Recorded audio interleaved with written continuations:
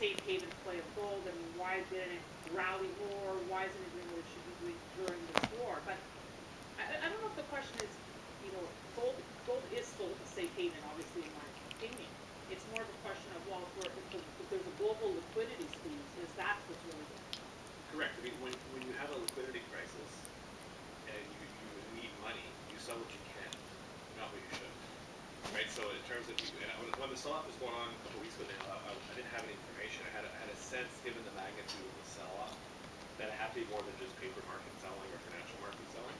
And lo and behold, last week you saw Turkey disclose that because of the conflict in the Middle East, putting a lot of pressure not on the U.S. and Iranian economies, yes, but also on all the neighboring countries around. So the Turkish lira is under tremendous pressure.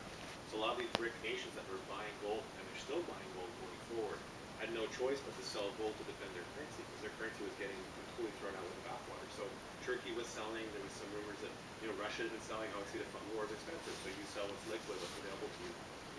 Poland had been selling some gold. Now they've said they're going back and buy some more. So you get in a liquidity crisis. When you need liquidity, you sell what's big, liquid, and easy to sell. That was gold.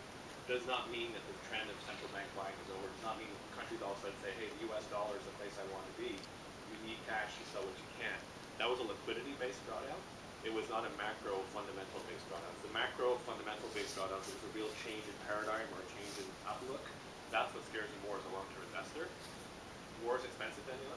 So the U.S. already had a very massive deficit of unsustainable career prior to the war. They're now adding to that pile with spending on the debt and the war. Oil prices being up, that highly inflationary increase is likely to have a recession. So you have expenses going up at the same time while your projected revenues are going down. That high oil price is going to slow the economy. And then the third thing is you basically pummeled Iran, but Straits of Hormuz as of now is still closed. And so that means longer term the de-dollarization trade in Iran is moving down right now. They're going to probably want to do more trade Chinese yuan, move more away from the US dollar. So all these things we're talking about for the last several years are accelerated by the conflict, not reduced. That puts a very positive tailwind behind gold prices once this liquidity squeeze or liquidity is over, which feels to me that's most of that product behind us right now. That's so well said, Michael. I guess my next question is, what do you see happening on the silver front? Is it the same thesis at play here?